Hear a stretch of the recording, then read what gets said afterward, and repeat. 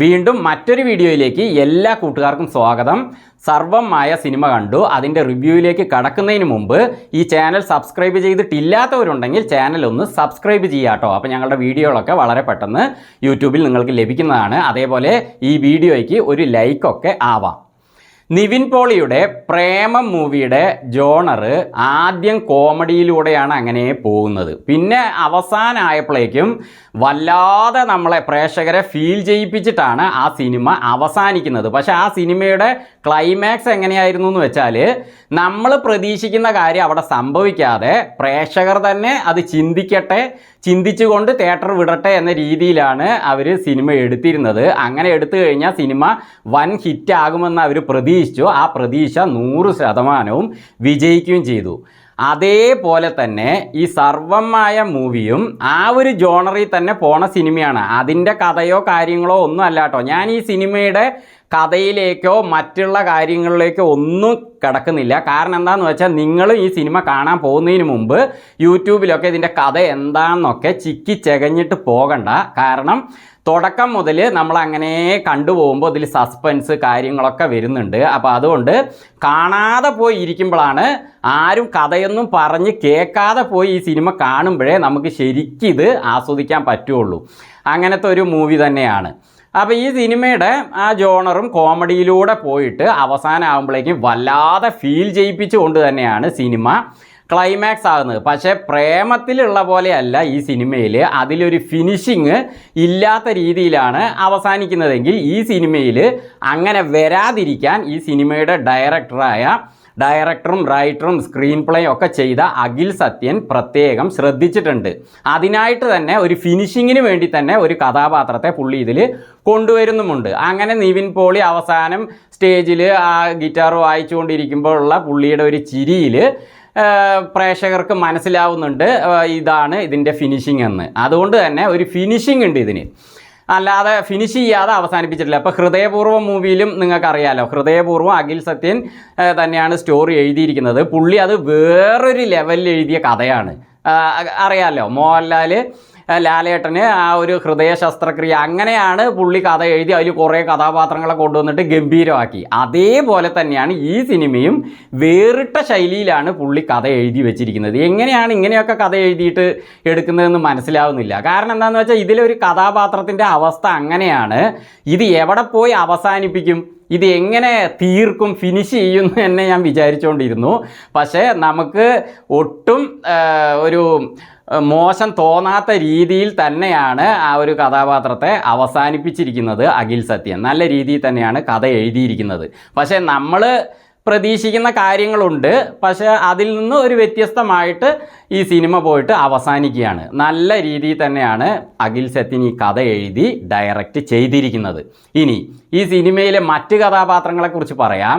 നിവിൻ പോളി ഈ സിനിമ ചെയ്തതുകൊണ്ട് തന്നെ ഈ സിനിമയ്ക്ക് ഒരു വേറെ ലെവൽ കിട്ടിയിരിക്കുകയാണ്. കാരണം എന്താണെന്ന് വെച്ചാൽ, മലയാളത്തിൽ ഈ ഒരു കഥാപാത്രത്തെ ചെയ്യാൻ പറ്റിയ ഒരാൾ നിവിൻ പോളി തന്നെയാണ് കേട്ടോ.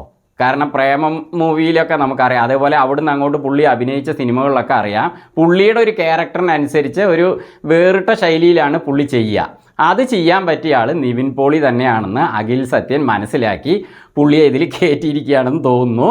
അത് 100% വിജയിച്ചിട്ടുണ്ട്. നിവിൻ പോളി ഇതിൽ പൊളിച്ചടുക്കിയിട്ടുണ്ട്. അതേപോലെ തന്നെ അജു വർഗീസ്, പുള്ളി സാധാരണ കോമഡി ആയിട്ട് മാത്രം ഇങ്ങനെ വന്നുകൊണ്ടേയിരിക്കും ഓരോ സിനിമകളിലും. പക്ഷേ വലിയ സുഖം തോന്നാറില്ല മിക്ക സിനിമകളിലും. അജു വർഗീസിൻ്റെ കാര്യം അങ്ങനെയാണ് കേട്ടോ എനിക്ക് തോന്നിയിട്ടുള്ളത്. പക്ഷേ ഈ സിനിമയിൽ അങ്ങനെയല്ല. ഇതിൽ പുള്ളിക്ക് കൊടുത്തിരിക്കുന്ന ആ ഒരു നമ്പൂതിരി ക്യാരക്ടർ നന്നായിട്ട് തന്നെ അജു വർഗീസും വിനിയോഗിച്ചിട്ടുണ്ട്. അതായത് പുള്ളി നന്നായി ചെയ്തിട്ടുണ്ട്. കാരണം എന്താണെന്ന് വെച്ചാൽ, അജുവും അതേപോലെ നിവിനും ശരിക്കും മാച്ചായതുകൊണ്ട് തന്നെ ഈ സിനിമയിൽ ഫുൾ കോമഡികൾക്കും തന്നെ ചിരി വരുന്നുണ്ട്.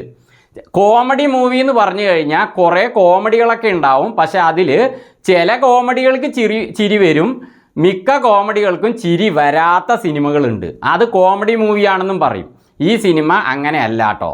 ഇതിൽ മിക്ക കോമഡികൾക്കും ചിരി വരുന്നുണ്ട്. ഇതിൽ ഇവർ രണ്ടുപേരും മാത്രമല്ല, ജനാർദ്ദനൻ ചേട്ടനുണ്ട്, അതേപോലെ ഒരുപാട് കഥാപാത്രങ്ങളുണ്ട്. ഞാൻ പേരെടുത്ത് പറഞ്ഞ് സമയം കളയുന്നില്ല. എല്ലാവരും തന്നെ കോമഡി ചെയ്യുന്നുണ്ട്. കോമഡികളൊക്കെ തന്നെ വർക്കൗട്ടായിട്ടുണ്ട്. നല്ല ഞാൻ ചിരിച്ചിട്ടാണ് തിയേറ്ററിൽ നിന്ന് ഇറങ്ങിയത് കേട്ടോ. നല്ല ചിരിക്കാറുണ്ട്. നിങ്ങൾ ഈ സിനിമയ്ക്ക് പോയി കഴിഞ്ഞാൽ മിക്ക കോമഡികൾക്കും ചിരിക്കാതെ നിങ്ങൾ തിയേറ്റർ വിടില്ല. അതുപോലെ നിവിൻ പോളി ചെയ്തു വെച്ചിട്ടുണ്ട്, കൂടെ അജു വർഗീസും. പിന്നെ ഇതിൽ റിയ ഷിബു കക്ഷിയാണ് ഇതിലെ ഹീറോയിൻ എന്ന് പറയാം. അപ്പോൾ അവർ റിയ ഷിബു ഈ സിനിമയിൽ ആ ഒരു കുട്ടിക്ക് ഈ ഒരു റോള് കൊടുത്തത് എത്രത്തോളം സൂപ്പറായി എന്ന് സിനിമ നിങ്ങൾ കണ്ടു കഴിഞ്ഞാൽ മനസ്സിലാവും. റിയ ഷിബു ഇതിൽ പൊളിച്ചടുക്കിയിട്ടുണ്ട് കേട്ടോ. ആ പെൺകുട്ടിയുടെ അഭിനയത്തിന് ഇതിൽ വേറെയും 2 ഹീറോയിൻസ് വരുന്നുണ്ട്. അവർക്കിതൊരിക്കലും സൂട്ടാവില്ല. ആ കുട്ടി വളരെ മനോഹരമായിട്ട് ആ ഒരു കഥാപാത്രത്തെ ചെയ്തു വെച്ചിട്ടുണ്ട്. ആ കുട്ടിയുടെ ലൈഫിൽ തന്നെ കിട്ടുന്ന കഥാപാത്രങ്ങളിൽ ലൈഫ് ലോങ് അഭിനയിക്കുന്നുണ്ടെങ്കിൽ അതിൽ ലഭിക്കുന്ന കഥാപാത്രങ്ങളിൽ ഒരു വേറിട്ട കഥാപാത്രം തന്നെ കുട്ടിയുടെ കയ്യിൽ കൊടുത്തപ്പോൾ അതൊക്കെ വായിച്ച് നോക്കിയിട്ട് അഖിൽ സത്യൻ്റെ ആ ഒരു ഡയറക്ഷനിൽ ആ കുട്ടി മിന്നിയിരിക്കുകയാണ്. നന്നായിട്ടുണ്ട്. പക്ഷേ ഇതിൽ വേറൊരു ട്വിസ്റ്റ് എന്താണെന്നറിയോ? ഈ സിനിമയുടെ ഒരു പകുതിയൊക്കെ ആയപ്പോൾ പ്ലെയിനിൽ ഇവർ കയറുന്ന സമയത്ത് വേറൊരു ഹീറോയിൻ അവിടെ വരുന്നുണ്ട്. മറ്റാരുമല്ല, പ്രിയ വാര്യറാണ്. ഇവിടുന്ന് അങ്ങോട്ട് പ്രിയ വാര്യർ ആണോ ഇനി ഈ സിനിമ എന്തവസ്ഥയിലാകും എന്ന് എനിക്ക് തോന്നിപ്പോയി. കാരണം പ്രിയ വാര്യർക്കൊന്നും റിയ ഷിബുവിനെ പോലെ ചെയ്യാൻ പറ്റില്ല എന്നുള്ള കാര്യം ഉറപ്പാണ്. ചെയ്യാൻ പറ്റിയാൽ പോലും നമുക്ക് അക്സെപ്റ്റ് ചെയ്യാൻ പറ്റില്ല. കാരണം എന്താണെന്ന് വെച്ചാൽ അത്രയും നേരം ആ കുട്ടി അങ്ങനെ ചെയ്തു പോവാണ്. റിയ ഷിബുവിന് പകരം റിയ ഷിബു ഈ സിനിമയിലുണ്ടെങ്കിലും ഈ ഒരു കഥാപാത്രത്തിലേക്ക് സിനിമ മുന്നോട്ട് പോയി കഴിഞ്ഞാൽ എന്തവസ്ഥയാകും എന്ന് ഞാൻ ചിന്തിച്ചു. പക്ഷേ അങ്ങനെ അഖിൽ സത്യം ചെയ്തില്ല, ഭാഗ്യത്തിന്. അത് നന്നായി. കാരണം റിയ ഷിബുവിനെ മികച്ച് വെക്കാൻ ഈ സിനിമയിലെ ബാക്കി ഹീറോയിൻസിന് പറ്റില്ല. ആ കുട്ടിക്ക് അത് ചെയ്യാൻ പറ്റുള്ളൂ. ആ കുട്ടി നിവിൻ പോളിക്ക് കറക്റ്റ് സൂട്ടായി വന്നു. നിവിൻ പോളിക്ക് പകരം ഈ സിനിമ മലയാളത്തിൽ ചെയ്യാൻ മറ്റൊരു ആളെ എൻ്റെ അഭിപ്രായത്തിൽ പറയുകയാണെങ്കിൽ നമ്മുടെ കംപ്ലീറ്റ് ആക്ടറാണ് ലാലേട്ടൻ. പുള്ളി ഈ റോള് ചെയ്താൽ നന്നായിരിക്കും. പക്ഷേ ലാലേട്ടൻ്റെ ലെവലെന്ന് പറഞ്ഞാൽ അതൊരു വേറെ ലെവലായിരിക്കും. കാരണം ഞാൻ ചെറുപ്പം മുതലേ പുള്ളിയുടെ സിനിമകൾ കണ്ടുവരികയാണല്ലോ. പുള്ളി ഏത് വളിഞ്ഞ രീതിയിലുള്ള മുഖഭാവങ്ങളും ചെയ്തുകൊണ്ട് വരും, വളിഞ്ഞ കോമഡികളും എന്തും ചെയ്യാൻ. അതാണല്ലോ complete actor. Dada Sahib Phalke award പുള്ളിക്ക് കിട്ടിയത് അതുകൊണ്ട് തന്നെയാണല്ലോ.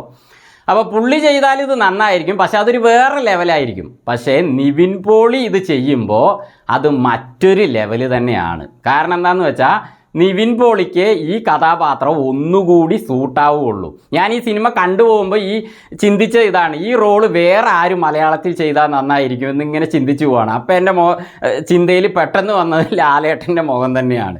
കാരണം പുള്ളി ചെറുപ്പമായിരിക്കുന്ന സമയത്ത് എന്തൊക്കെ ചെയ്തു വെച്ചിട്ടുണ്ടെന്ന് എനിക്കറിയാം. ചിത്രം മൂവീനെയൊക്കെ കവച്ചു വെക്കാൻ ഒരു മൂവി അന്ന് ഉണ്ടോ?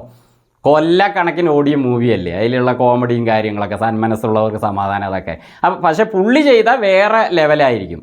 നിവിൻ പോളിക്ക് ഇത് നന്നായി സൂട്ടായിട്ടുണ്ട്. അപ്പോൾ ഈ ക്രിസ്മസിന് ഒരു ഗംഭീര മൂവി ഇറങ്ങിയിരിക്കുകയാണ്. ഞാനിത് കാണുന്നതിന് മുമ്പ് ഇങ്ങനെയാണെന്ന് വിചാരിച്ചില്ല കേട്ടോ. കണ്ടു കഴിഞ്ഞ അവസാനം ആയപ്പോഴേക്കും വല്ലാത്ത ഫീലിങ്ങിൽ തന്നെയാണ് ഞാൻ പുറത്തിറങ്ങിയത്. ചിരിച്ച് ഇപ്പോഴും അതിനെ ഓരോ കോമഡി ആലോചിക്കുമ്പോൾ OTP വന്നിട്ടുണ്ട് പറയുമ്പോൾ ജനാർദ്ദനൻ ചേട്ടൻ പറയുന്ന കോമഡി ഇപ്പോൾ അതിന് മറ്റുള്ളവരാരും പെട്ടെന്ന് ചിരിച്ച് കണ്ടില്ല. കാരണം ചിരിച്ച് മതിയായിട്ടിരിക്കുകയായിരുന്നു എല്ലാവരും. അപ്പോൾ ജനാർദ്ദനൻ ചേട്ടൻ പറയുന്ന കേട്ടപ്പോൾ ഞാൻ ഒരൊറ്റ ചിരിയാണ്. പുള്ളി കുറേ ചിരിപ്പിക്കുന്നുണ്ട്. അപ്പോൾ എന്തായാലും ഈ സിനിമ ഫാമിലി ആയിട്ട് തന്നെ പോയി കാണാൻ പറ്റിയ മൂവിയാണ്. കുടുംബ സിനിമ എന്ന് പറഞ്ഞാൽ എന്താ അതിൻ്റെ അർത്ഥം? ഫാമിലിയിലുള്ള ചുട്ടീസ് മുതൽ താടി മുടി നിറച്ച മുത്തശ്ശന് വരെ ആ സിനിമ ഇഷ്ടപ്പെടുന്ന മൂവിക്കാണ് നമ്മൾ പറയുക ഫാമിലി മൂവി. അങ്ങനെ ഒരു സിനിമ തന്നെയാണ് സർവ്വം മായ. നിങ്ങൾ ഫാമിലിയിൽ ആരൊക്കെ ഉണ്ടോ എല്ലാവർക്കും തന്നെ, ബോധമുള്ള എല്ലാവർക്കും തന്നെ, അതായത് ഇപ്പം ജനിച്ച കുട്ടിയല്ലാതെ ബോധം വെച്ചത് മുതലുള്ള എല്ലാവർക്കും തന്നെ ഈ സിനിമ സൂട്ടാകും. അതുപോലെ തന്നെയാണ് മേക്ക് ചെയ്തിരിക്കുന്നത്. അതുപോലെ തന്നെയാണ് ഇതിലെ ഓരോ കഥാപാത്രങ്ങളും ഉള്ളത്.